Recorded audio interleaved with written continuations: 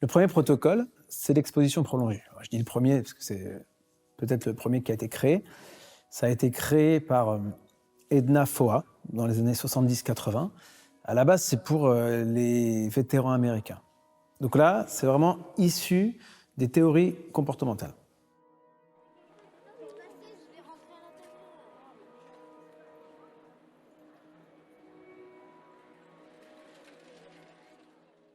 Donc en gros, là, quand on a un patient ou une patiente avec un stress post-traumatique devant nous, l'idée avec l'exposition prolongée, c'est d'identifier ce qui l'évite. En gros, il y a deux choses qui maintiennent un individu dans le diagnostic, c'est d'éviter les pensées, le souvenir de l'événement traumatique et d'éviter des éléments, les objets du contexte dans leur environnement qui peuvent rappeler l'événement. On part du principe que tant qu'on évite, le souvenir reste dangereux et les éléments du contexte aussi. Donc l'idée, avec l'exposition prolongée, c'est d'aller à l'inverse de l'évitement. C'est, par l'exposition, créer une alternative. Et c'est pour ça qu'on va demander aux patients de raconter plusieurs fois leurs souvenirs pour se rendre compte que ce n'est qu'un souvenir et que ce n'est pas dangereux.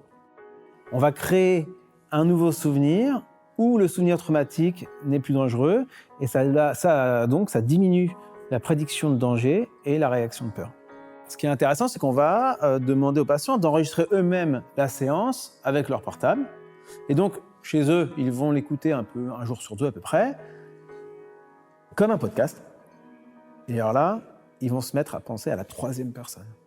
Un jour, ma psychologue me dit « Bon, on peut maintenant passer à cette thérapie ». Donc, on écrit le texte, le script de cette journée qui est donc lié au traumatisme. C'est un script de 2-3 pages. Et donc après, la thérapie d'exposition consiste à ce qu'on se plonge... Enfin, moi, je lis un peu le scénario avant et après, on ferme les yeux. Et après, donc, on se plonge comme si on était ce jour-là. Ce jour difficile, avec tous les éléments qui sont dans le script.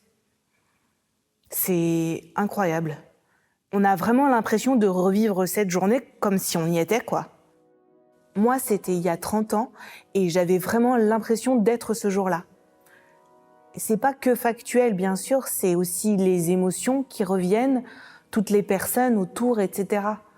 On a vraiment l'impression de revivre cette journée sur tous les plans, émotionnels, factuels, etc. C'est vraiment difficile parce que tout ressort. On pleure. Moi, j'avais pas vraiment pleuré depuis 30 ans, donc en fait, il y a une sorte de... Mais c'est encadré, c'est sécurisé.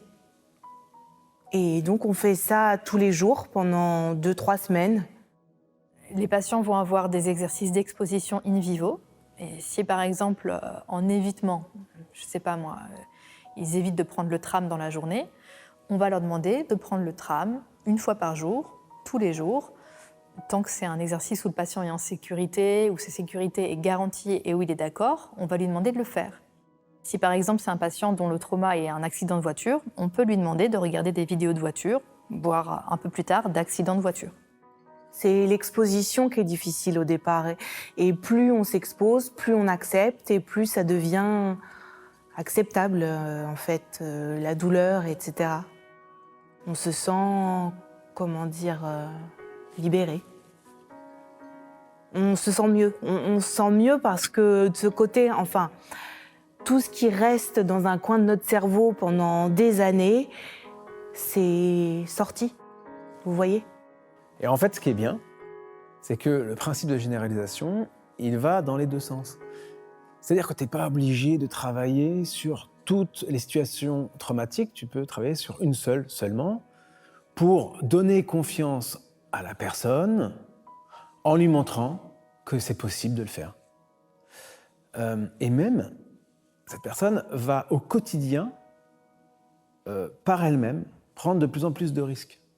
Et en faisant, elle va se rendre compte que ces risques, il ne se passe rien. Donc, ça peut se généraliser. Parce qu'une fois qu'on change les pensées, on a une interprétation du monde différent. Donc, on agit différemment sur le monde et on vient modifier nos comportements. Et quand on voit le monde différemment et qu'on agit différemment, les symptômes anxieux finissent par baisser.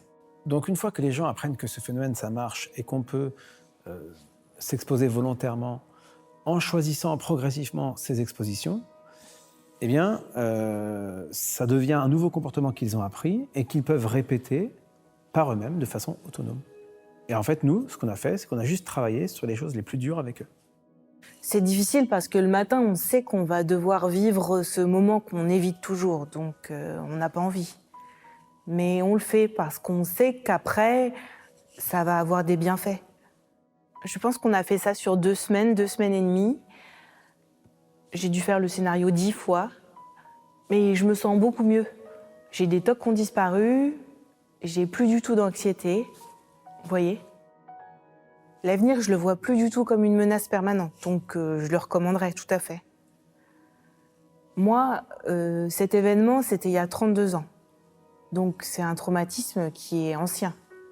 Faut surtout pas se dire c'est le passé, on laisse le passé là où il est, c'est trop tard. Non, surtout pas. C'est très efficace sur des traumatismes qui sont très très anciens. Le moment clé qui permet au patient d'avancer, je dirais, c'est vraiment quand il arrête ses comportements d'évitement. Quand il arrive à prendre conscience que plus il évite, plus il maintient ses symptômes. Là, vraiment, quand il y a cette prise de conscience et qu'il arrête les évitements, c'est vraiment là que les symptômes, ils chutent.